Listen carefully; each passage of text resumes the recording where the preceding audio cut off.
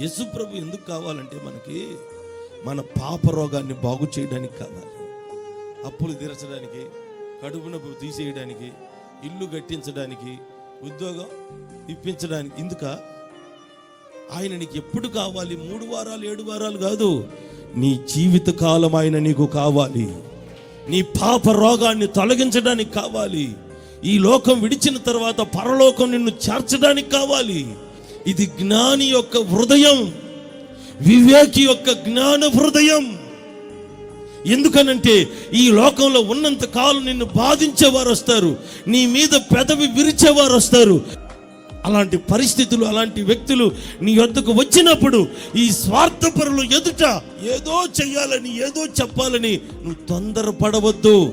మౌనముగా నువ్వుంటే ఆ మౌనమే నీ జీవితాన్ని ఆశీర్వాదకరముగా మారుస్తుంది.